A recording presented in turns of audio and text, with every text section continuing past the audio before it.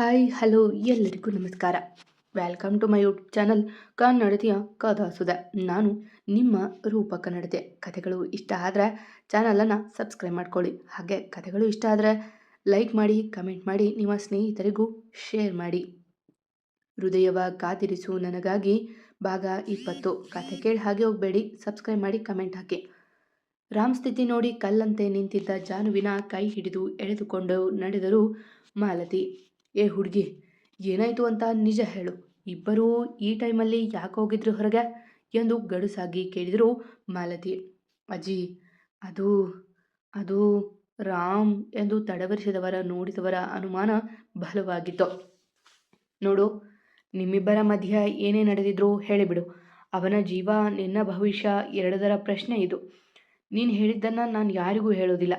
ಹೇಳು, ಏನಾಯಿತು ಎಂದು ಅವರು ಧೈರ್ಯ ನೀಡಿದಾಗ ಕಣ್ತುಂಬಿಕೊಂಡು ತನ್ನ ಬಟ್ಟೆಯ ಒಳಗೊಳಗಿದ್ದ ತಾಳಿಯ ಆಚೆ ತೆಗೆದು ತೋರಿದಳು ಅವರಿಗೆ. ನೋಡಿದವರಿಗೆ ಆಶ್ಚರ್ಯ, ಖುಷಿ, ಆಘಾತ ಎಲ್ಲವೂ ಒಟ್ಟಿಗೆ ಆಗಿತ್ತು. ಅಯ್ಯೋ, ಎಂಥ ಸುದ್ದಿ ಮುಚ್ಚಿಟ್ಟಿದೀಯಾ ಎಂದು ಅವಳನ್ನು ಬಿಗಿಯಾಗಿ ಅಪ್ಪಿದವರು ಅವಳ ಮೊಗ ಸವರಿ, ನನ್ನ ಮೊಮ್ಮಗನ ಜೀವ ಉಳಿಸಿಬಿಟ್ಟೆ ಕಣೆ ಎಂದರು ಖುಷಿಯಿಂದ. ಅವರ ಖುಷಿ ನೋಡಿ ಮಾತೆ ಹೊರಡದಾಗಿತ್ತು ಅವಳಿಗೆ. ತನ್ನ ಮೊಮ್ಮಗ ತಮಗೆ ತಿಳಿಯದೆ ತಾಳಿ ಕಟ್ಟಿದ್ರೆ ಇಷ್ಟೊಂದು ಖುಷಿ ಪಡಬೇಕೇ? ನಾನು ಯಾಕೆ ಖುಷಿಯಾಗಿದ್ದೀನಿ ಅಂತ ಅನುಮಾನ ಅಲ್ವಾ? ಮೊನ್ನೆ ನಿಮ್ಮಿಬ್ಬರ ಜಾತಕ ತೋರಿಸೋಕೆ ಹೋದಾಗಲೇ ನನಗೆ ಹೇಳಿದರು ಅವನಿಗೆ ಜೀವ ಕಂಟಕ ಇದೆ ಅಂತ ಎಂದಾಗ ಆತಂಕದಿ ಅವರ ದಿಟ್ಟಿಸಿದಳು ಜಾನು. ಮಾತಂತೂ ಅವಳ ಬಾಯಿಯಿಂದ ಆಚೆ ಬರುತ್ತಿಲ್ಲ. ಅದಕ್ಕೆ ಪರಿಹಾರ ಕೇಳಿದಾಗ ಅವರು ಹೇಳಿತು ಅವನ ಹೆಂಡತಿಯ ತಾಳಿ ಭಾಗ್ಯವೇ ಅವನನ್ನು ಕಾಯುತ್ತೆ ಅಂತ. ಅದಕ್ಕೆಂದೇ ನಾನು ಇಬ್ಬರ ಮದುವೆನ 1 ತಿಂಗಳ ಒಳಗೆ ಇಟ್ಟಿದ್ದು. ಆದರೆ ಅದಕ್ಕೂ ಮುಂಚೆ ಹೀಗಾಗಿದ್ದಕ್ಕೆ ಭಯ ಆಯಿತು. ಆದರೆ ನಿನ್ನ ಕೊರಳಲ್ಲಿರೋ ತಾಳಿ ಎಲ್ಲದಕ್ಕೂ ಉತ್ತರ ಕೊಡ್ತು ಎಂದಾಗ ಕಣ್ಮುಚ್ಚಿ ಒಮ್ಮೆ ರಾಮ್ ಮೊಮ್ಮಗ ನೆನೆದಳು. ಅದೇಕೋ ಅವ ಮಾಡಿದ್ದು ತಪ್ಪೆನಿಸಲಿಲ್ಲ ಆ ಕ್ಷಣ. ಇರು, ಸ್ವಾಮಿಗಳಿಗೆ ಫೋನ್ ಮಾಡಿ ಕೇಳ್ತೀನಿ, ಏನಾದರೂ ವ್ರತ ಪೂಜೆ ಮಾಡಬೇಕಾ ಅಂತ ಎಂದು ತಮ್ಮ ಪುಟ್ಟ ಫೋನ್ ತೆಗೆದವರು ತಕ್ಷಣ ಸ್ವಾಮಿಗಳಿಗೆ ಫೋನ್ ಮಾಡಿದರು. ಹೇಳಿ ತಾಯಿ ಎಂದು ಅವರು ಕೇಳಿದ್ದೆ ನಡೆದ ಘಟನೆ ಜೊತೆಗೆ ಮದುವೆ ಆದುದರ ಬಗ್ಗೆಯೂ ತಿಳಿಸಿದರು. ಎಲ್ಲವೂ ಕಾಲ ನಿರ್ಧಾರ ಅಲ್ಲವೇ ತಾಯಿ? ಮೊದಲೇ ಹೇಳಿದ್ದೆ ಅಲ್ವಾ, ಯಾರಿಗೆ ಯಾವಾಗ ಏನು ದೊರಕಬೇಕೋ ಅದು ದೊರಕುತ್ತದೆ ಎಂದು. ಈಗ ನಿಮ್ಮ ಮೊಮ್ಮಗನ ಪುಣ್ಯದ ಫಲ ಅವ ಬದುಕುತ್ತಾನೆ. ಅವನ ಹೆಂಡತಿಗೆ ಅವ ತಾಳಿ ಕಟ್ಟಿದ ಗಳಿಗೆ ತುಂಬ ಪ್ರಾಶಸ್ತ್ಯವಾದ ಮುಹೂರ್ತ. ಅವಳಿಗೆ ಹೇಳಿ ತಾಯಿ, ಪಾರ್ವತಿ ದೇವಿಯಲ್ಲಿ ಆರೈಕೆ ಮಾಡಿಕೊಳ್ಳೋದಿಕ್ಕೆ ತನ್ನ ತಾಳಿ ಭಾಗ್ಯ ಉಳಿಸಿಕೊಟ್ಟರೆ ಮುಂದೊಮ್ಮೆ ಬಂದು ನಿನ್ನ ಮಡಿಲು ತುಂಬಿ ಸೇವೆ ಮಾಡ್ತೀನಿ ಅಂತ. ತಾಯಿ ಯಾರ ಕೈಯನ್ನೂ ಬಿಡೋದಿಲ್ಲ ಎಂದು ಮಂದಸ್ಮಿತರಾಗಿ ಹೇಳಿದಾಗ ಅವರಿಗೆ ವಂದಿಸಿ ಕರೆ ತುಂಡರಿಸಿದವರು ಜಾನು, ನೀನು ಹರಕೆ ಕಟ್ಕೋಬೇಕಂತೆ ಇಲ್ಲಿಂದಲೇ, ಆಗ ಅವನಿಗೆ ಹುಷಾರಾಗುತ್ತೆ ಅಂತೆ ಎಂದಾಗ ನಕ್ಕವಳು, ಅವರಿಗೆ ಹುಷಾರಾಗುತ್ತೆ ಅಂದರೆ ನಾನು ಏನು ಬೇಕಾದರೂ ಮಾಡ್ತೀನಿ ಅಜ್ಜಿ, ಆದರೆ ನೀವು ಮಾತು ಕೊಡಿ, ರಾಮ್ ಹೇಳೋವರೆಗೂ ನಮ್ಮಿಬ್ಬರ ಈ ಮದುವೆ ವಿಷಯ ಯಾರಿಗೂ ಹೇಳೋದಿಲ್ಲ ಅಂತ ಎಂದು ಕೈ ಮುಂದೆ ಚಾಚಿದಳು ಏನನ್ನೋ ಯೋಚಿಸಿ. ಆದರೆ ತಮ್ಮ ಮೊಮ್ಮಗನ ಜೀವನದ ಬಗ್ಗೆ ಯೋಚಿಸುತ್ತಿದ್ದವರು ಮುಂದಾಲೋಚನೆ ಮಾಡದೆ ಮಾತು ಕೊಟ್ಟು ಬಿಟ್ಟರು ಅವಳಿಗೆ. ಥ್ಯಾಂಕ್ ಯು ಅಜ್ಜಿ. ಇಲ್ಲೆಲ್ಲೂ ದೇವರ ಮೂರ್ತಿ ಇಲ್ಲ, ಆಚೆ ಎಂಟ್ರೆನ್ಸಲ್ಲಿ ಗಣೇಶನ ವಿಗ್ರಹ ಇತ್ತು ಅನಿಸುತ್ತೆ. ನಾನು ಹೋಗಿ ಹರಕೆ ಕಟ್ಟಿಕೊಂಡು ಬರ್ತೀನಿ, ನೀವಿಲ್ಲೇ ಇರಿ. ಹಾಂ, 1 ರೂಪಾಯಿ ಇದ್ದರೆ ಕೊಡಿ ಎಂದು ಕೈ ಚಾಚಿದ್ಲು. ತಮ್ಮಲ್ಲಿದ್ದ 1 ರೂಪಾಯಿ ಅವಳಿಗೆ ಕೊಟ್ಟರು. ಯಾಕಮ್ಮ ಇದು ಎಂದು ಕೇಳಿದಾಗ ಅದನ್ನು ತನ್ನ ಸೆರಗಲ್ಲಿ ಇಟ್ಟುಕೊಂಡವಳು, ಅವರು ಬಂದಮೇಲೆ ನಾನು ಹರಕೆ ಮರೆತರೆ ಆಗ ಈ ಗಂಟು ನೆನಪಿಸುತ್ತೆ ಎಂದು ನಕ್ಕು ಅಲ್ಲಿಂದ ಹೋದವಳನ್ನೇ ಆಶ್ಚರ್ಯದಿಂದ ನೋಡಿದ್ರು ಮಾಲತಿ. ಈಗಿನ ಕಾಲದಲ್ಲೂ ಇಂತಹ ಹುಡುಗಿಯರೇ? ದೇವ್ರೆ, ಇಷ್ಟು ದಿನ ನಮ್ಮವರಿಗಾಗಿ ನಾನು ತುಂಬ ಕೇಳಿದ್ದೀನಿ, ಆದರೆ ಇವತ್ತು ನನಗಾಗಿ ಕೇಳ್ತಿದ್ದೀನಿ. ಗಂಟೆಗಳ ಹಿಂದೆ ನೀವೇ ಬೆಸೆದ ಈ ಸಂಬಂಧ ಕೊನೆಯಾಗೋದು ಬೇಡ. ನಿಮ್ಮಿಬ್ಬರ ಮಧ್ಯೆ ಅದೇನೇ ಇರಲಿ, ಅವರು ನನ್ನ ಗಂಡ, ಅವರನ್ನು ಕಾಪಾಡ್ಕೊಳ್ಳೋದು ನನ್ನ ಕರ್ತವ್ಯ. ಪ್ಲೀಸ್, ಅವರಿಗೇನಾಗೋದು ಬೇಡ. ಆಗೋದಿದ್ರೆ ನನಗೆ ಆಗಲಿ ಎಂದು 1 ರೂಪಾಯಿ ಸೆರಗಲ್ಲಿ ಕಟ್ಟಿದವಳು, ನನ್ನವರು ಬದುಕಿ ಬಂದರೆ ನಿನ್ನ ಸನ್ನಿಧಾನಕ್ಕೆ ಬಂದು ಸೀರೆ ಕೊಟ್ಟು ಮಡಿಲು ತುಂಬ್ತೀನಿ ತಾಯಿ, ಹಾಗೆ ನಿನ್ನ ಸೇವೆ ಮಾಡ್ತೀನಿ ಎಂದು ಗಂಟು ಹಾಕಿ ಕೈ ಮುಗಿದು ಬಂದಳು. ಮತ್ತೆ ಎಲ್ಲರಿದ್ದತ್ತಲ, ನೋಡಿ, ಆಸ್ಪತ್ರೆಯಲ್ಲಿ ಇಷ್ಟು ಜನ ಇರೋ ಹಾಗಿಲ್ಲ, ಯಾರಾದರೂ ಇಬ್ಬರು ಇರಿ, ಎಲ್ಲ ಹೋಗಿ ಎಂದು ನರ್ಸೊಬ್ಬರು ಹೇಳಿದಾಗ, ಆಗೇನೋ ಹೇಳ್ತಿದ್ದಲ್ಲಪ್ಪ ದೊಡ್ಡ ಮನುಷ್ಯ, ನಿನ್ನ ತಂಗಿನ ಕರೆದುಕೊಂಡು ಹೋಗ್ತಾ ಇರು. ಇನ್ನಾವತ್ತು ನಮ್ಮನೆ ಕಡೆಗೆ ಮುಖ ಹಾಕಬೇಡಿ. ನಾಳೆ ಇಟ್ಟಿರೋ ಅದೇ ಮುಹೂರ್ತದಲ್ಲಿ ನಿಮ್ಮ ತಂಗಿಗೆ ಯಾರನ್ನಾದರೂ ಕಟ್ಟಿಬಿಡಿ. ಈ ಅನಿಷ್ಟ ನಮಗೆ ಬೇಡ ಎಂದು ಅಭಿಯತ್ತ ತಿರುಗಿ ಕೈ ಮುಗಿದರು ಕೌಸಲ್ಯ. ಕೋಪದಲ್ಲಿ ಅವರಾಡುತ್ತಿದ್ದ ಮಾತುಗಳಿಗೆ 4 ಪ್ರೀತಿಸುವ ಜೀವಗಳು ಒದ್ದಾಡುತ್ತಿದ್ದರ ಅರಿವಿಲ್ಲ ಅವರಿಗೆ. ಕೌಸಲ್ಯ, ಏನಂತ ಮಾತಾಡ್ತಿದೀಯಾ ಎಂದು ದಯಾನಂದ್ ಗದರಿದ್ರು. ಅವರ ಮಾತಿಗೆ ಕಿವಿಯಾಗದೆ, ನೋಡಿ, ನಿಮಗೆ ಸ್ವಾಭಿಮಾನ ಅನ್ನೋದಿದ್ರೆ ನಿಮ್ಮ ಮಗಳನ್ನು ಇಲ್ಲಿಂದ ಕರೆದುಕೊಂಡು ಹೋಗಿ. ನಮ್ಮಗ ಹುಷಾರಾದರೆ ನಾವು ಅವನಿಗೆ ಬೇರೆ ಮದುವೆ ಮಾಡ್ತೀವಿ. ಆದರೆ ಇವಳು ಮಾತ್ರ ಬೇಡ. ಇವಳಿಂದ ಎಂದೂ ಆಸ್ಪತ್ರೆ ನೋಡದ ನನ್ನ ಮಗ ಇಂದು ಹೀಗೆ ಮಲಗಿದ್ದಾನೆ ಎಂದು ಆರೋಪಿಸಿದರು ಕೌಸಲ್ಯ. ಅವರ ಪ್ರತಿ ಮಾತು ಅಭಿಯ ಕೋಪ ಹೆಚ್ಚಿಸಿದರೆ ಜಾನುವಿನ ಮನವ ಹೊಡೆದು ಹಾಕಿದ್ದವು. ಕೌಸಲ್ಯ, ಯಾರ ಜೀವ ತೆಗೆದಿರೋದು ಎಂದು ಮಾಲತಿಯವರು ಜಾನುವಿನ ಪರವಾಗಿ ಮಾತನಾಡಲು ಬಂದಿದ್ದೆ. ಆಚೆ ಬಂದಿದ್ದರು ಡಾಕ್ಟರ್ ಖುಷಿಯಿಂದ. ನೋಡಿ, ರಾಮ್ ಅವರಿಗೆ ಪ್ರಜ್ಞೆ ಬಂದಿದೆ. ಗಲಾಟೆ ಮಾಡೋದಾದ್ರೆ ಯಾರಾದರೂ ಒಬ್ಬರು ಬನ್ನಿ, ಇಲ್ಲ ಎಲ್ಲ ಬಂದು ಮಾತಾಡಿ ನೋಡಿ ಎಂದು ಖುಷಿಯಿಂದ ಹೇಳಿದಾಗ ಕಣ್ಣೊರೆಸಿಕೊಂಡ್ಳು ಜಾನು. ಕೊನೆಗೂ ತನ್ನ ಬೇಡಿಕೆ ದೇವರಿಗೆ ತಲುಪಿತಲ್ಲ ಎಂದು. ರಾಮ್ ಎನ್ನುತ್ತಾ ಮುಂದೆ ಓಡಿದ್ರು ಕೌಸಲ್ಯ. ಎಲ್ಲ ಒಟ್ಟಿಗೆ ನಡೆದರೆ ತನ್ನಣ್ಣನ ಕೈ ಹಿಡಿದು ಮೆತ್ತಗೆ ಹೆಜ್ಜೆ ಹಾಕಿದ್ಲು ಜಾನು. ರಾಮ್, ಹೇಗಿದೆಯಾ, ಹೇಗಾಯ್ತಿದೆಯಲ್ಲ ಎಂದು ಅವನ ತಲೆ ಸವರಿದ್ರು ಕೌಸಲ್ಯ. ಐ ಆಮ್ ಫೈನ್ ಮಾ, ಬಟ್ ತಲೆನೋವು ಎಂದು ಮುಖ ಕಿವುಚಿದ ಎಲ್ಲರ ನೋಡಿದ. ತಲೆ ಅಲುಗಾಡಿಸಲು ಆಗುತ್ತಿಲ್ಲ ಅವನಿಗೆ. ರಾಮ್, ಯಾಕೆ ಸ್ಪೀಡ್ ಡ್ರೈವ್ ಮಾಡ್ತಿದ್ದೆ ಎಂದು ಕೇಳಿದ ದಯಾನಂದವರ ನೋಡಿದವ. ಡ್ಯಾಡಿ, ನಾನು ಯಾಕೆ ಇಲ್ಲಿದ್ದೀನಿ, ಏನಾಯಿತು, ಯಾವುದೂ ನೆನಪಿಲ್ಲ, ನಾನು ಸ್ಪೀಡ್ ಡ್ರೈವ್ ಮಾಡಿದ್ದೀನಾ ಎಂದು ಕೇಳಿದವನ ಪರಿಗೆ ಜಾನುವಿನ ಹೃದಯ ಕಂಪಿಸಿತ್ತು. ಅದನ್ನು ನೀವು ಹೇಳಬೇಕು ರಾಮ್. ನೀನು ಜಾನು ಎಲ್ಲಿಗೆ ಹೋಗಿದ್ರಿ, ಅಷ್ಟು ಕೇರ್ಫುಲ್ ಆಗಿ ಡ್ರೈವ್ ಮಾಡೋ ನೀನು ಯಾಕೆ ಆಕ್ಸಿಡೆಂಟ್ ಮಾಡಿಕೊಂಡೆ ಎಂದು ದಯಾನಂದವರು ಕೇಳಿದಾಗ ಮುಖ ಕುವಿಚಿ ಹುಬ್ಬು ಬೆಸೆದವ. ವಾಟ್, ಜಾನು, ಯಾವ ಜಾನು? ನಾನು ದನಿ ಬರ್ತಡೆಗೆ ಡೆಕೋರೇಷನ್ ಮಾಡೋದಕ್ಕೆ ಅಂತ ಹೋದ ನೆನಪು, ನೀವೇನೋ ಹೇಳಬೇಡಿ ಎಂದಾಗಲಂತೂ ಉಸಿರೇ ನಿಂತಂತಾಯಿತು ಅವಳಿಗೆ. ಅಂದರೆ ನಿಂಗೇನು ನೆನಪಿಲ್ವ ರಾಮ್, ಇವಳು ಜಾನು ಎಂದು ಕೌಸಲ್ಯ ಆತಂಕದಿ ಕೇಳಿದಾಗ ಜಾನುವ ನೋಡಿದ. ಅವಳು ದೀನವಾಗಿ ಅವನ ನೋಡಿದಾಗ ಮೊಗ ತಿರುಗಿಸಿದವ. ಹಾಂ ಗೊತ್ತು, ಜಾನಕಿ ನಿಮ್ಮ ಪಿಯೆ ಅಲ್ವಾ ಎಂದಾಗ ಪಕ್ಕದಲ್ಲೇ ಇದ್ದ ಅಣ್ಣನ ಎದುರಿಗೆ ಹೊರಗಿ ಬಿಟ್ಟಳು ಜಾನು. ಆಘಾತ ತಾಳಲಾರದೆ. ಸರಿ, ನೀ ರೆಸ್ಟ್ ಮಾಡು, ಮನೆಗೆ ಹೋದ್ಮೇಲೆ ಮಾತಾಡೋಣ ಎಂದು ಅವನ ಬಿಟ್ಟು ಆಚೆ ಬಂದರು ಎಲ್ಲ. ತನ್ನ ಚೈತನ್ಯವೆಲ್ಲ ಸೋರಿ ಹೋದಂತೆ ಭಾರವಾದ ಹೆಜ್ಜೆಗಳ ಇಟ್ಟು ಬಂದವಳ ನೋಡಿದ ಸುಮಿತ್ರಾ, ದೇವರು ಅವನಿಗೆ ಮರೆವು ಕೊಟ್ಟು ಒಳ್ಳೆಯದೇ ಮಾಡಿದ್ದಾನೆ, ಅವನ ಮುಂದೆ ಕಾಣಿಸ್ಕೋಬೇಡಿ ಎಂದು ಕೈ ಮುಗಿದು ಬಿಟ್ಟಾಗ ಅವಳ ಕೈ ಹಿಡಿದ ಜಯಂತ್, ಇಷ್ಟೊತ್ತು ನೀವೇನೇ ಬೇಯಿದ್ರು ರಾಮ್ ಒಳ್ಳೆಯವನು, ಅವನಿಗಾಗಿ ನಮ್ಮ ಮಗಳ ಮದುವೆಗೆ ಒಪ್ಪಿದ್ದು ಅವನು ನೋಡ್ಕೋತಾನೆ ಅಂತ ಸುಮ್ಮಿದ್ದೆ. ಆದರೆ ಅವನಿಗೆ ಯಾವುದೂ ನೆನಪಿಲ್ಲ ಅಂದಮೇಲೆ ನಮ್ಮ ಮಗಳು ಬರಲ್ಲ. ನಿಮ್ಮ ಮಗನ ಜೀವನದಲ್ಲಿ ನೀವಿಟ್ಟಿದ್ದ ಮುಹೂರ್ತದಲ್ಲೇ ನಮ್ಮ ಮಗಳ ಮದುವೆ ಮಾಡ್ತೀವಿ, ಅದು ನನ್ನ ತಂಗಿ ಮಗನ ಜೊತೆ. ಟೈಮ್ ಇದ್ದರೆ ಬಂದು 2 ಕಾಳು ಅಕ್ಷತೆ ಹಾಕಿ ಹೋಗಿ ಎಂದು ಕೋಪದಿ ನುಡಿದವರು ಮಗನ ನೋಡಿ, ಅಭಿ, ಜಾನುನ ಎತ್ಕೊ ಹೋಗೋಣ ಎಂದಾಗ ನಿತ್ರಾಣಲಾಗಿದ್ದ ತನ್ನ ತಂಗಿಯ ಎತ್ತಿಕೊಂಡ ಅಭಿ ತನ್ನನ್ನೇ ದಿಟ್ಟಿಸುತ್ತಿದ್ದ ದನಿಯ ನೋಡಿಯೂ ನೋಡದಂತೆ ನಡೆದಿದ್ದ ಅಲ್ಲಿಂದ. ಅರೆ ಮುಚ್ಚಿದ್ದ ಜಾನುವಿನ ಕಣ್ಣುಗಳು ಮಾಲತಿಯವರನ್ನೇ ದಿಟ್ಟಿಸುತ್ತಿದ್ದವು ದೈನ್ಯತೆಯಿಂದ. ನೀರವ ಮೌನ ತುಂಬಿತು ಆ ಮನೆಯಲ್ಲಿ. ಜಾನುವನ್ನ ಹಾಸಿಗೆಯ ಮೇಲೆ ಮಲಗಿಸಿ ಸುತ್ತ ನಿಂತು ಬಿಟ್ಟಿದ್ರು ಮನೆಯವರು. ಅವಳದೇ ಚಿಂತೆ ಈಗ ಎಲ್ಲರಿಗೂ. ಪ್ರೀತಿಸಿ ಮದುವೆಯಾಗುತ್ತಿರುವ ವಿಚಾರ ಅಭಿ ಒಬ್ಬನ ಬಿಟ್ಟರೆ ಯಾರಿಗೂ ತಿಳಿದಿರಲಿಲ್ಲ. ಆದರೂ ನಾಳೆ ಬೆಳಗಾದ್ರೆ ಮದುವೆ. ಈಗ ಅವನಿಗೆ ಯಾವುದೂ ನೆನಪಿಲ್ಲ. ಮನೆಯವರಿಗೆ ಇವಳು ಇಷ್ಟವಿಲ್ಲ ಎಂದರಿತಾಗ ಮುಂದೇನು ಎಂಬುದೇ ಪ್ರಶ್ನೆ ಎಲ್ಲರಿಗೂ. ಅಭಿ, ಯಾವ ಕಾರಣಕ್ಕೂ ನನ್ನ ಮಗಳು ಆ ಮನೆಗೆ ಹೋಗೋದು ಬೇಡ.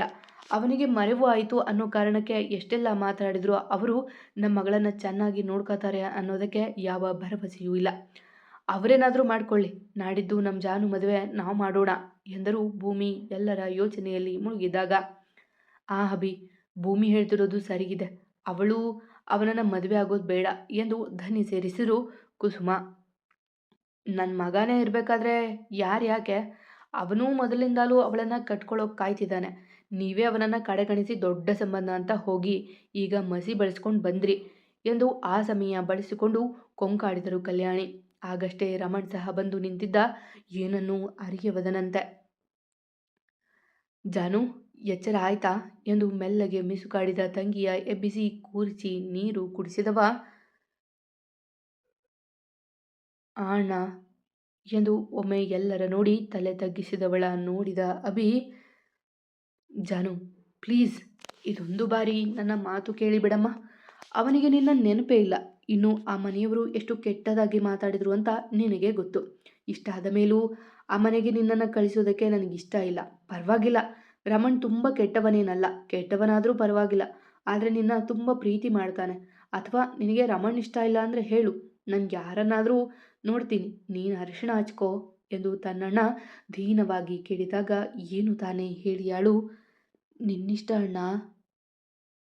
ಅವಳು ಒಪ್ಪಿದ್ದೇ ಮನೆಯವರೆಲ್ಲ ನಿಟ್ಟುಸಿರು ಬಿಟ್ಟರೆ ರಮಣ್ ಮೊಗದಲ್ಲಿ ಮತ್ತದೇ ನಗು. ಹಾಗಾದರೆ ಇವಾಗ ಮಲ್ಕೋ ಜಾನು, ನಾಳೆ ಬೆಳಗ್ಗೆನೇ ಅರಿಶಿನ ಶಾಸ್ತ್ರ ಮಾಡಿಬಿಡೋಣ. ಸಂಗೀತ ಮೆಹಂದಿ ಎಲ್ಲ ಏನು ಬೇಡ, ದೇವಸ್ಥಾನದಲ್ಲಿ ಮದುವೆ ಇಟ್ಕೊಂಡಿದ್ದು ಒಳ್ಳೆಯದಾಯಿತು. ಜನಕ್ಕೆ ಕಾರಣ ಹೇಳೋದು ಕಷ್ಟ ಎಂದು ಭೂಮಿಕಾ ಖುಷಿಯಿಂದ ಬಡಬಡಿಸಿದರೆ, ಅಯ್ಯೋ ಅಯ್ಯೋ ನನ್ನ ಸೊಸೆ ರಾಣಿ ಎಂತ ಮಾತಾಡ್ಬಿಟ್ಟೆ ಎಂದು ಜಾನುವಿನ ಮೂಗವ ನೇವಳಿಸಿ ದೃಷ್ಟಿ ತೆಗೆದರು ಕಲ್ಯಾಣಿ. ಜಯಂತ್ ಮಾತ್ರ ಏನೊಂದು ನುಡಿಯಲಿಲ್ಲ. ಸ್ವೀಟಿ, ಇನ್ನೊಮ್ಮೆ ಯೋಚನೆ ಮಾಡಿ ಹೇಳು. ನೀನು ಯಾರನ್ನೇ ತೋರಿಸಿದ್ರು ಮದುವೆ ಮಾಡೋಕೆ ಈ ಅಣ್ಣ ರೆಡಿ ಎಂದವನಿಗೆ ಅಡ್ಡಡ್ಡ ತಲೆ ಆಡಿಸಿದಾಗ ಎಲ್ಲ ಖುಷಿಯಾದರು. ನೀವು ಮದುವೆ ಸಿದ್ಧತೆ ಮಾಡ್ಕೊ ಹೋಗಿ, ಅವನು ಒಪ್ಪಿಸಿದ್ದಾನಲ್ಲ ಮತ್ತಿನ್ನೇನು ಎಂದು ಎಲ್ಲರ ಹೊರಡಿಸಿದ್ರು ಕಲ್ಯಾಣಿ. ಸಂಜೆಯಷ್ಟೇ ಸುದ್ದಿ ಕೇಳಿ ನಿಂತು ಹೋಗಿದ್ದ ಕಾರ್ಯಗಳು ಮತ್ತೆ ಶುರುವಾದವು. ಆದರೆ ಮದುವೆ ಗಂಡೆ ಬದಲಾದ ಮೇಲೆ ಉಳಿಯುವುದೇನಿದೆ? ಮೌನವನ್ನೇ ಹೊದ್ದು ಎಲ್ಲರ ಜೊತೆ ಕುಳಿತಿದ್ದಳು ಜಾನು. ಅವಳ ಮನಕ್ಕೆ ಬೇಸರವಾಗಿದೆ ಎಂದಷ್ಟೇ ಅರಿತ ಮನೆಯವರ ಸಂಭ್ರಮ ಮಾಸಿ ಹೋಗುವುದರಿತ್ತು. ಮತ್ತೆ ಇತ್ತ ರಾಮ್ಗೆ ಪ್ರಜ್ಞೆ ಬಂದ ನಂತರ ಡಾಕ್ಟರ್ ಬಂದು ಪರಿಶೀಲಿಸಿದ್ರು. ಏನೂ ತೊಂದರೆ ಇಲ್ಲ, ಆದರೆ ಸಡನ್ನಾಗಿ ಆಕ್ಸಿಡೆಂಟ್ ಆಗಿರೋದ್ರಿಂದ ಅವರ ಮೈಂಡ್ ಅದನ್ನು ಮರೆಯೋಕೆ ಪ್ರಯತ್ನ ಮಾಡ್ತಿದೆ.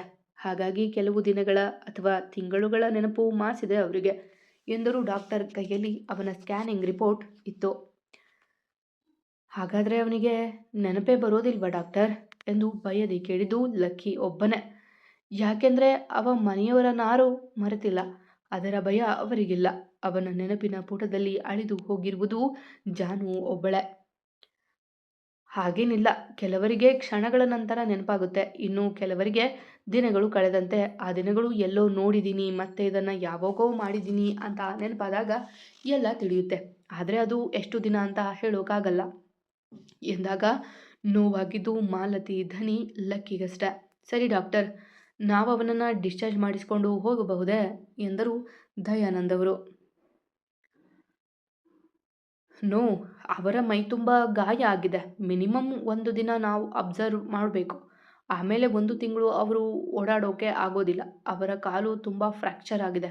ತುಂಬ ಒತ್ತಡ ಕೊಡಬೇಡಿ ಎಂದು ಗಂಭೀರವಾಗಿ ಹೇಳಿದಾಗ ಎಲ್ಲ ಒಂದೊಂದು ಕಡೆ ಕುಳಿತು ಬಿಟ್ಟರು.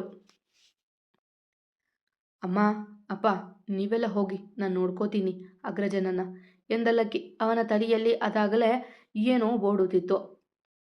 ಪರವಾಗಿಲ್ಲ, ನಾನು ನನ್ನ ಮಗನನ್ನು ಬಿಟ್ಟು ಹೋಗಲ್ಲ ಎಂದು ಹಠ ಹಿಡಿದು ಅಲ್ಲೇ ಕುಳಿತರು ಕೌಸಲ್ಯ. ಕೊನೆಗೆ ಡಾಕ್ಟರ್ ಕಡೆಯಿಂದ ಇಬ್ಬರಿಗಷ್ಟೇ ಅವಕಾಶ ಎಂದು ಅವ ಹೇಳಿಸಿದ ಮೇಲೆಯೇ ಅವರೆಲ್ಲ ಹೊರಟಿದ್ದು. ಸರಿ, ನಾನು ಹೋಗಿ ಬರ್ತೀನಿ, ನೀವು ಹುಷಾರು ಎಂದು ಇನ್ನೇನು ಎಲ್ಲ ಕಾರರಬೇಕು ಎದೆ ಹಿಡಿದು ನೆಲಕ್ಕುರುಳಿದ್ರು ಮಾಲತಿ. ಹಾಗೇ ಒಳಗೆ ಕರೆದುಕೊಂಡು ನಡೆದರು ಅವರನ್ನ. ಮೇಜರ್ ಆಗಿ ಹಾರ್ಟ್ ಅಟ್ಯಾಕ್ ಆಗಿದೆ, 1 ದಿನ ಇಲ್ಲೇ ಇರಲಿ, ತುಂಬ ಸ್ಟ್ರೆಸ್ ತಗೊಂಡಿದ್ದಾರೆ. ನೀವು ಹೊರಡಿ, ಇಬ್ಬರೂ ಅಕ್ಕಪಕ್ಕ ಇರಲಿ, ಇಬ್ಬರೂ ಅವರನ್ನು ನೋಡ್ಕೋತಾ ಇರಿ ಎಂದು ಡಾಕ್ಟರ್ ಹೇಳಿದಾಗ ಲಕ್ಕಿ ಜೊತೆಗೆ ಧನಿಯು ಉಳಿದಳು ಅಲ್ಲಿ. ಉಳಿದವರು ಮನೆಯ ದಾರಿ ಹಿಡಿದರು. ಮಾರನೇ ದಿನ ಎಲ್ಲವನ್ನೂ ಅವಸರವಾಗಿ ಮಾಡತೊಡಗಿದ್ರು ಕಲ್ಯಾಣಿ, ಭೂಮಿಕಾ, ಜಾನುವಿಗೆ. ಎಲ್ಲ ಶಾಸ್ತ್ರವನ್ನು ಚುಟುಕಾಗಿ ಮಾಡಿದವರು ಬಹು ಬೇಗನೆ ದೇವಸ್ಥಾನಕ್ಕೆ ಕರೆದುಕೊಂಡು ನಡೆದರು. ಬೆಳಗಾದರೆ ಜಾನುವಿನ ಮದುವೆ ರಾವಣನ ಜೊತೆ. ಆದರೆ ಅಂದು ಪೂರ್ತಿ ರಾಮ್ಗೆ ನೆನಪು ಮಾಡಲು ಪರದಾಡಿ ಸೋತಿದ್ದ ಲಕ್ಕಿ. ಅಗ್ರಜ, ಜಾನು ನಿನ್ನ ಪಿಯೆ ಆಗೋವರೆಗೂ ಎಲ್ಲ ನೆನಪಿದೆ. ಜಸ್ಟ್ 6 ತಿಂಗಳು ನೆನಪು ಮಾಡ್ಕೊ, ಅದೇ ನಿನ್ನ ಜೀವನದಲ್ಲಿ ತುಂಬ ಮುಖ್ಯ ಆಗಿರೋದು. ನಾಳೆ ನಿನ್ನ ಅವರ ಮದುವೆ ಇತ್ತು ಕಣೋ, ಆದರೆ ಅಮ್ಮ ಕೂಗಾಡಿ ಅವರನ್ನು ಕಳುಹಿಸಿಬಿಟ್ರು. ನೀನೀಗ ನೆನಪು ಮಾಡ್ಕೊಳ್ಳದೆ ಹೋದರೆ ಇಬ್ಬರು ಶಾಶ್ವತವಾಗಿ ದೂರ ಆಗ್ತೀರಾ ಎಂದು ಸೋತು ನುಡಿದವ ಆಚೆ ನಡೆದಾಗ ಯೋಚನೆಗೆ ಬಿದ್ದಿದ್ದ ರಾಮ್. ಈ ಮುಂಜಾವು ಬಹು ಮುಖ್ಯ ಎಲ್ಲರ ಪಾಲಿಗೆ. ಜಾನುವನ್ನು ತನ್ನವಳನ್ನಾಗಿ ಮಾಡಿಕೊಳ್ಳಲು ಮಾಡಿದ್ದ ಸಂಚು ಕೈಗೂಡುವ ದಿನ ರಾವಣನಿಗೆ. ತನ್ನ ಪ್ರೀತಿಯ ಉಳಿಸಿಕೊಳ್ಳುವ ಸವಾಲು ರಾಮನಿಗೆ. ಆದರೆ ಏನು ಮಾಡಲಾಗದೆ ಪರಿಸ್ಥಿತಿಯ ಕೈಗೊಂಬೆ ಆಗಿರುವ ಜಾನುವಿಗೆ ಈ ದಿನ ನರಕವೇ. ತನ್ನ ಪ್ರೀತಿಸಿ ಮದುವೆಯನ್ನೂ ಆದವನಿಗೆ ತನ್ನ ನೆನಪಿಲ್ಲ. ತನ್ನನ್ನೇ ಮದುವೆಯಾಗಬೇಕೆಂದು ಹಠ ಹಿಡಿದವನಿಗೆ ಒಳ್ಳೆಯ ಗುಣವಿಲ್ಲ. ಅಣ್ಣನ ಮಾತಿಗೆ ಎದುರಾಡದಂತೆಯೂ ಇಲ್ಲ. ಕೊನೆಗೆ ತನ್ನ ಮನೆಯವರು ತನ್ನ ಜೊತೆಗಿಲ್ಲ. ಅವಳಂತೂ ಜೀವಂತ ಗುಂಬಿಯಂತೆ ಎಲ್ಲರೂ ಹೇಳಿದ್ದನ್ನು ಮಾಡುತ್ತಿದ್ಲು. ಅಭಿ, ನೀನು ರೆಡಿ ಆಗೋಗು, ಇನ್ನೇನು ರಮಣ್ಣ ಕಾಶಿ ಯಾತ್ರೆಗೆ ಕಳಿಸ್ತಾರೆ. ಆಮೇಲೆ ಶಾಸ್ತ್ರ ಮುಗಿದ ತಕ್ಷಣ ಮದುವೆ. ನೀನಿನ್ನೂ ಈ ಬಟ್ಟೆಯಲ್ಲೇ ಇದೆಯಾ ಅಲ್ಲ ಎಂದು ಗದರಿದ್ರು ಜಯಂತ್. ಅವನಿಗೆ ಬೇಸರವಿದ್ದರೂ ಅವಳ ಜೀವನ ದಡ ಮುಟ್ಟಲಿ ಎಂದು ಕಾಯುತ್ತಿದ್ದಾನವ. ಅಪ್ಪ, ಇನ್ನೇನಾಗೋಯ್ತು, ಈ ಹೂವಿನ ಮಾಲೆ ಕಟ್ಟಿಬಿಡ್ತೀನಿ ಎಂದು ಹೂವು ಮಾಲೆ ಕಟ್ಟಿದವನ ಫೋನ್ ರಿಂಗಣಿಸಿತ್ತು. ಹೆಸರು ಧನು ಎಂದು ಬಂದಾಗ ಅದೇಕೋ ಮನದ ಮೂಲೆಯಲ್ಲಿ ನೋವಿನ ಹೆಳೆ ಹಾದು ಹೋದ್ರೆ ತನ್ನ ತಂಗಿಯ ಭವಿಷ್ಯ ನೆನೆದು ಕಣ್ಮುಚ್ಚಿ ನಿಟ್ಟುಸಿರು ಬಿಟ್ಟವ ಕತೆ ತುಂಡರಿಸಿ ಜೇಬಿಗಿಳಿಸಿದ. ಯಾರದೋ ಅದು ಫೋನ್. ಬರೋರಿಗೆ ದಾರಿ ಗೊತ್ತಾಗದೇ ಇದ್ರೆ ಕಾಲ್ ಮಾಡ್ತಾರೆ. ಮಾತಾಡಿ ಹೇಳು. ಇಲ್ಲ ಒಂದು ಕಾರ್ ಬಾಡಿಗೆಗಾದ್ರೂ ಮಾಡಿದ್ರೆ ಬಂದವರನ್ನ ಕರೆದುಕೊಂಡು ಬರೋರು ಎಂದರು ಜಯಂತ್. ದೇವಸ್ಥಾನ ಊರ ಹೊರಗಿತ್ತಲ್ಲ, ಹಾಗಾಗಿ. ಹಾಂ ಅಪ್ಪ, ವಿನೋದ್ಗೆ ಹೇಳಿದ್ದೀನಿ. ಅವನದೇ ಕಾರ್ ಇದೆಯಲ್ಲ. ರಮಣ್ದು 2 ಕಾರ್ ಬೆಂಗಳೂರಿಂದ ಬರ್ತಿದೆ. ಅವನ ಫ್ರೆಂಡ್ಸ್ ಬರ್ತಿದ್ದಾರೆ. ಹಾಗೆ ಇನ್ನೊಂದು ಕಾರ್ ಗಿರಿ ತಗೊಂಡು ಹೋಗಿದ್ದಾನೆ ಅರುಣ್ ಮಾವನ ಕಡೆಯವರ ಕರೆದುಕೊಂಡು ಬರೋದಿಕ್ಕೆ ಎಂದು ನುಡಿದವ ಅಲ್ಲಿಂದ ನಡೆದ ತಯಾರಾಗಿ ಬರಲು. ಜೇಬಿನಿಂದ ಫೋನ್ ತೆಗೆದು ಹಾಸಿಗೆ ಮೇಲೆ ಬಿಸಾಡಿದವ ಸ್ನಾನ ಮಾಡಲು ನಡೆದ. ಅವ ಸ್ನಾನ ಮಾಡಿ ಬಂದು ಶೇರ್ವಾನಿ ತೊಟ್ಟು ಫೋನ್ ನೋಡಿದಾಗ 10 ಕರೆಗಳು, ಜೊತೆಗೆ ಒಂದು message. Please Abhi, call receive ಮಾಡಿ, ಇಟ್ಸ್ ವೆರಿ ಎಮರ್ಜೆನ್ಸಿ ಎಂದು ಓದಿದವ ಕಣ್ ಸಂಕುಚಿಸಿ ಇನ್ನೇನು ಕರೆ ಮಾಡಬೇಕು. ಆಯ್ತೇನೋ ಅಭಿ, ರಮಣ್ದು ಕಾಶಿ ಯಾತ್ರೆ ಆಯ್ತು. ಈಗ ಜಾನುದು ಗೌರಿ ಪೂಜೆ. ನೀನ್ ನೋಡೋದಿಲ್ವಾ ಎಂದು ಕಲ್ಯಾಣಿ ಕೂಗಿದಾಗ ಹಾ ಅತ್ತೆ ಬಂದೆ ಎಂದು ಫೋನ್ ಮತ್ತೆ ಜೇಬಿಗಿಡಿಸಿಕೊಂಡು ಓಡಿದ. ಅವ ಬಂದಾಗ ಆಗಷ್ಟೇ ರಮಣ್ ಒಳಗೋದ್ರೆ ಪುರೋಹಿತರು ಕೂಗುತ್ತಿದ್ದರು ಹುಡುಗಿಯ ಕರೆ ತನ್ನಿ ಎಂದು. ತಕ್ಷಣ ತನ್ನ ತಂಗಿಯ ಕೋಣೆಗೆ ಓಡಿದ್ದ. ಅವಳ ಮನದ ಬಗ್ಗೆ ಅರಿವಿದೆ ಅವನಿಗೆ. ಸ್ವೀಟಿ ಎಂದು ಕರೆದಿದ್ದ ಮೃದುವಾಗಿ. ತನ್ನ ಸ್ನೇಹಿತೆಯ ಜೊತೆ ತರೆಯಾರಾಗಿದ್ದವಳು ಅವನೆಡೆ ಕತ್ತು ಹೊರಳಿಸಿದ್ಲು. ದಂತದ ಗೊಂಬೆಯೇ ಅವಳು. ಸೀತಾ ಮಾತೆಯನ್ನೇ ನೋಡಿದಂತಾಗಿತ್ತು ಅವನಿಗೆ. ತುಂಬಾ ಮುದ್ದಾಗಿ ಕಾಣ್ತಿದೀಯ ಕಣೆ ಎಂದು ದೃಷ್ಟಿ ತೆಗೆದವ. ನಿನ್ನ ಮದುವೆ ಹೇಗೆ ಮಾಡಬೇಕು ಅಂತ ಅನ್ಕೊಂಡಿದ್ನೋ ಹಾಗೆ ಮಾಡ್ತಿದ್ದೀನಿ. ಆದರೆ ನೀನು ಇಷ್ಟಪಟ್ಟವನ ಬಿಟ್ಟು ಅನ್ನೋದು ಕೊರಗಿದೆ ಕಣೋ ನನಗೆ. ಆದರೆ ನಿನ್ನ ಜೀವನ ಒಂದು ನೆಲೆ ಕಾಣಬೇಕು ಅನ್ನೋದಷ್ಟೇ ನನ್ನ ಆಸೆ. ಈ ಅಸಹಾಯಕ ಅಣ್ಣನನ್ನು ಕ್ಷಮಿಸಿ ಬಿಡಮ್ಮ ಎಂದು ಕಣ್ತುಂಬಿಕೊಂಡು ಕೇಳಿದವನವ. ಅವಳ ಕಣ್ಣಲ್ಲಿದ್ದ ನೋವು ಅವನ ಮನ ತಲುಪಿತ್ತಲ್ಲ. ಇಲ್ಲ ಅಣ್ಣ, ನೋವಿದೆ. ಆದರೆ ಯಾರಿಂದಲೂ ಏನು ಮಾಡೋಕ್ಕಾಗೋದಿಲ್ಲ ಅಲ್ವಾ. ಬಂದದ್ದು ಸ್ವೀಕರಿಸಿ ಹೋಗಬೇಕು. ಅವರಿಗೆ ನನ್ನ ನೆನಪಿಲ್ಲ. ನಾನು ಬೇಕಿಲ್ಲ ಅಂದಮೇಲೆ ಅವರಿಗಾಗಿ ಕೊರಗೋದು ತಪ್ಪು ಎಂದು ಅಣ್ಣನ ಸಮಾಧಾನಕ್ಕೆ ಎಳೆದಳಾದರೂ ಅವಳ ಮನ ಕೊರಗುತ್ತಲೇ ಇತ್ತು ತನ್ನೊಡಗೆನ ನೆನೆದು. ಅಣ್ಣ ತಂಗಿದು ಮಾತುಕತೆ ಮುಗಿದಿದ್ರೆ ಬನ್ನಿ ಪುರೋಹಿತರು ಕರಿತಾ ಇದ್ದಾರೆ ಎಂದ ಭೂಮಿಕಾ ಅವರು ಕರೆದಾಗ ತನ್ನ ತಂಗಿಯ ಬಳಸಿ ತಾನೇ ಕರೆದುಕೊಂಡು ನಡೆದಿದ್ದ. ಅಣ್ಣ ತಂಗಿ ಬರುವುದನ್ನೇ ನೋಡುತ್ತಿದ್ದರು ಎಲ್ಲ. ಅವಳು ಬಂದು ಮಂಟಪದಲ್ಲಿ ಕುಳಿತಾಗ ಎಲ್ಲರ ಕಣ್ಣುಗಳು ಅರಳಿದ್ದು ಸುಳ್ಳಲ್ಲ. ಅಂತಹ ರೂಪ ಅವಳದು. ಅದಕ್ಕೆ ಅಲ್ಲವೇ ರಮಣ್ ಅವಳಿಗಾಗಿ ಒಂದು ಜೀವವ ತೆಗೆಯಲು ಯೋಚಿಸಿದ್ದು. ವರನನ್ನ ಕರೆದುಕೊಂಡು ಬನ್ನಿ ಎಂದು ಕೂಗಿದಾಗ ಅತ್ತ ಓಡಿದರು ರಮಣ್ ಗೆಳೆಯರು. ಅದೇಕೋ ಭ್ರೂಣಿ ಆಗಿನಿಂದ ಬೊಗಳುತ್ತಿತ್ತು. ಅದಕ್ಕಾಗೆ ಅದನ್ನ ಸೈಡಿಗೆ ತಂದು ಬಿಟ್ಟಿದ್ದರು ಜಯಂತ್. ಆದರೂ ಬೊಗಳುತ್ತಿತ್ತು ಅದು. ಅಂದು ಬೆಳಗ್ಗೆಯೇ ಆಸ್ಪತ್ರೆಗೆ ಹೊರಟಿದ್ರು ರಾಮ್ ಮನೆಯವರು. ಅವನಷ್ಟೇ ಅಲ್ಲದೆ ಮಾಲತಿ ಅವರಿಗೂ ಹಾರ್ಟ್ ಅಟ್ಯಾಕ್ ಆಗಿತ್ತಲ್ಲ, ಹಾಗಾಗಿ ಕುಟುಂಬದವರೆಲ್ಲ ಹೊರಟಿದ್ರು ಧನ್ಯನ್ನ ಹೊರತುಪಡಿಸಿ. ಆಸ್ಪತ್ರೆಗೆ ಬಂದವರು ರಾಮ್ ಇದ್ದ ಸ್ಪೆಷಲ್ ವಾರ್ಡ್ಗೆ ಬಂದಾಗ ಅಲ್ಲಿ ಅವನಿರಲಿಲ್ಲ. ಎಲ್ಲ ಕಡೆ ಹುಡುಕಿ ಆತಂಕದಿ ಬಂದಿದ್ದರು ದಯಾನಂದ್. ಡಾಕ್ಟರ್, ರಾಮ್ ಕಾಣಿಸ್ತಿಲ್ಲ, ಎಲ್ಲಿದ್ದಾನೆ ಎಂದರು ದಯಾನಂದ್ ಗಾಬರಿಯಿಂದ.